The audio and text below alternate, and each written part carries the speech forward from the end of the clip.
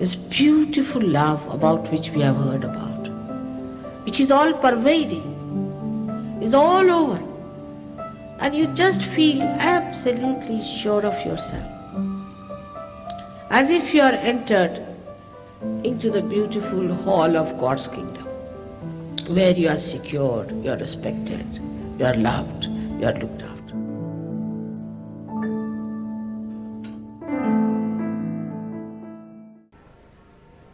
Now, when I am talking to you, you are all very well versed and very well educated people. I have to request you to have an open mind, a scientific outlook. You see for yourself what I say is the truth or not, experience it, and treat all this talk as a hypothesis. And if it turns out to be the truth, then in all honesty we have to accept it.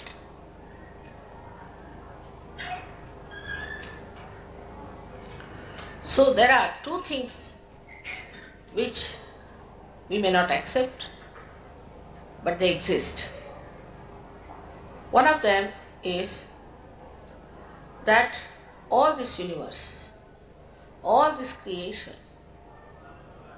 is permeated by, nourished by, looked after by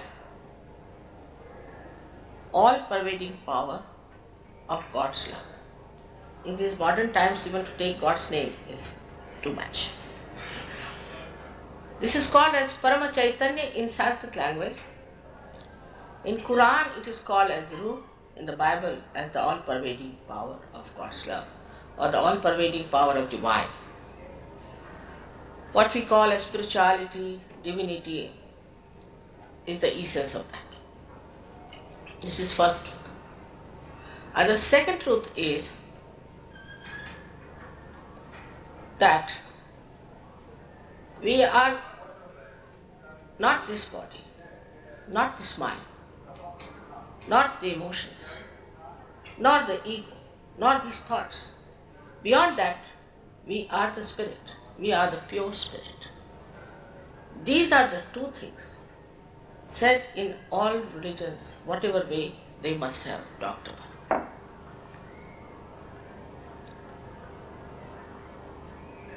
In the olden times, when seeking started in India,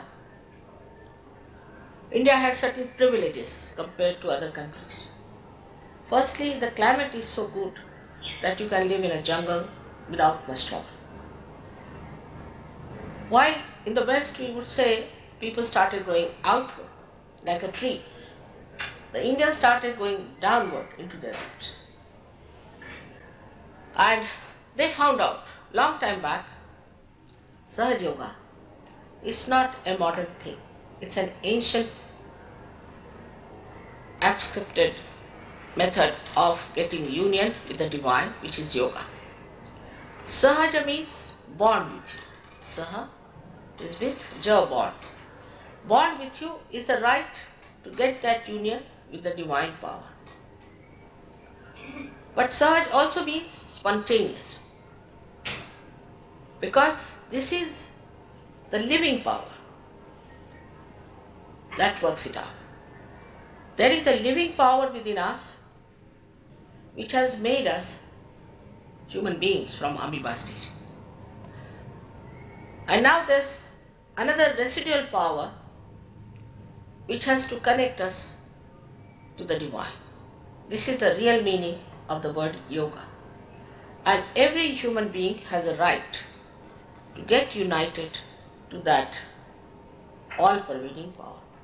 So this is the last breakthrough of our evolution. At human level, as you know, we live in a relative world. Some people say this is good, some people say that is good. There's all a strife going on. But if it is the absolute truth, there should be no two opinions about it. So very humbly we must accept that we have not yet reached that absolute truth, which proves the existence of God, which proves the existence of this all-pervading power, which proves the correctness of what the great prophets, the great incarnations have taught us. Of course, religions have gone into divergence and deviations because of human effort, and they might have been apparently looking to be different, but they were just like flowers on the tree of life at different times according to the timings. Sanskrit, the word is for the samayachar. According to the time, the manifestation was there, but they were all created on one tree of life. But people plucked it, started saying, this is mine, and with the dead flowers they started fighting. That's how we see today the problem arising. There was nothing wrong with these saints, nothing wrong with the prophets, and nothing wrong with the incarnations. They all have done whatever was the best for us and have tried to tell us from time to time, at the time of our evolution, what we have to do. But mostly they have been dealing with the transitory things, how not to indulge into the transitory pleasures of life, but to seek the eternal. The second part of it is the seek the eternal. That is to get this yoga to be united with this all-pervading power, which gives you self-realization. To know the self, know thyself, Christ has said it. You are to be born again. Even in Sanskrit language, they call a person who is a realized soul as dvijaha, means born twice. They call a bird also as dvijaha, meaning born twice. Means first it's an egg and then it becomes a free bird to fly out. In the same way, a realized soul means a person, a human being, who is connected with that all-pervading power. Now, what is the system within us which is being created by God Almighty? Beautiful, because not that He is our creator, but He is our loving Father. And beautifully, during our evolutionary process, He has created a very beautiful mechanism within us. I'm sorry we don't have any diagram here of that, but that is described as tree of life in the Bible. It's described as asas in Quran. It's described as kundalini in Sanskrit language. Kundala means coils. Now this power of kundalini is the power which is the power of pure desire. All our desires are impure. You know the law of economics is that in general, wants are not satiable. Today we want to have a table, then want to have a chair, then want to have a car, then want to have a house. Whatever we get, we are not satisfied with it. We jump from one to another. The reason is whatever we desire is not the pure desire. The pure desire within us, whether you are aware of it or not, is to become one with the divine power. And unless and until this desire is fulfilled, you can never have that satisfaction, that contentment of a saint. So this is the work one had to do. In the early days, thousands of years back, all over the world there were realized souls. You can start right from Abraham to Moses to Confucius. In India there were many great saints, Adinath.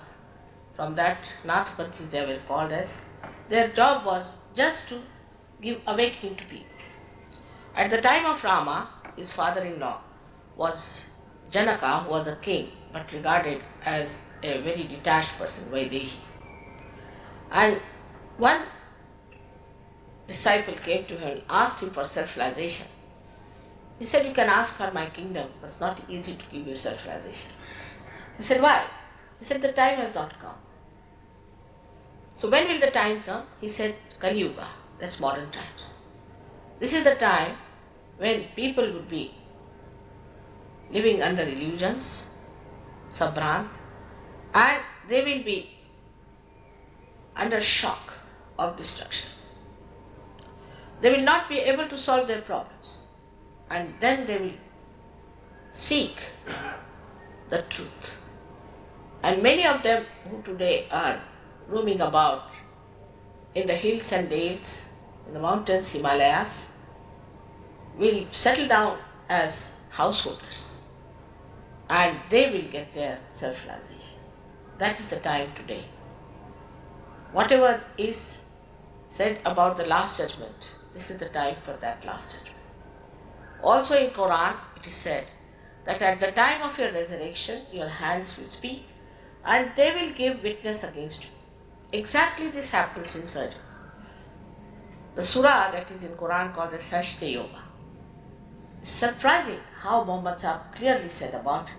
He also said you won't believe it because you are too arrogant, because you won't be able to see that. You will be moving in another direction of fanaticism. Clearly I said it. But as it is, nobody likes to really go into the details of it and to find what is between the lines. That also is a very subtle thing. For that we have to become subtle beings. And to become that subtle being, you have to get your self-realization. At the time, in the beginning, I would say when they were searching, they went through their sympathetic nervous system, praying to God or doing their Vedas and all those things. And what they saw were the different deities sitting on the different chakras, on the subtle centers. So they started talking about the deities. So people started worshipping the deities. They wanted to have the nectar, the honey of the flower, but they started talking about the flower, worshipping the flower. So some people afterwards found it that it was not proper, like Buddha, Mahavira, Muhammad Sahib, Nanaka. All of them found that it's not proper to talk about the flowers because people get lost. So better talk about the honey. So one was Sakara, that is formless, with the form, another formless. So Nirakara, they started talking about the formless. This was also talk and talk and talk. But to reach the honey, you have to be a bee. And that's what his self-realization is. Now this Kundalini is placed in the triangular bone, which is called a sacrum in the medical term. In Latin, sacrum means sacred. That means the Greeks knew about it. Otherwise, why should they call it a sacred bone? This Kundalini is awakened as a living process, like the seed sprouts when it is put in the Mother Earth. Spontaneously rises, passes through 6 centers. The 7th center is below. And the 7th center is responsible for our excretion. It stops its function when it starts rising. So another myth which says that the sex has any part to play in our ascent is absolutely wrong. Because the center of sex, which is the 7th center, is lower than the Kundalini. Then it rises, pierces through 6 centers.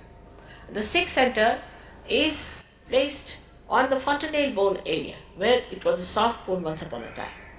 But as you grow, through your sympathetic activity, you develop 2 institutions in your head.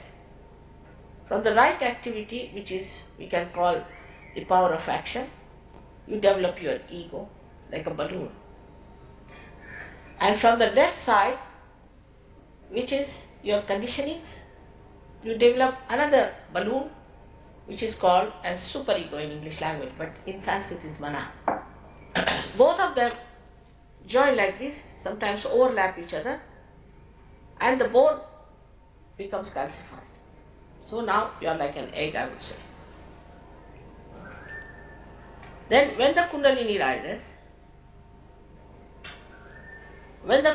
rises, she passes through this center, which is placed between the optic chiasma known as Agya Chakra, which sometimes people call it as third eye. And this center sucks in these two institutions, opening the limbic area and through which the Kundalini comes out, and you can feel the cool breeze coming out of your head. The actualization of the baptism. It's an actualization, it's not just a certificate. So like every instrument has to be connected to the mains, you get connected with that subtle energy. And because this is the seat of your spirit, but the seat in human beings resides in their heart. Immediately, the spirit start emitting light on your central nervous system. This is a very important point one must know. So you cannot understand it through your mental activity, but through your evolutionary process. You manifest a new awareness on your central nervous system. Supposing you want to take a dog through a dirty lane, he cannot. He can easily go. Or a horse, he has no problems. But we cannot pass through that, because we have developed certain subtler senses within us. But once Kundalini rises and you become a realized soul, then a new dimension of awareness develops and a widening of your awareness.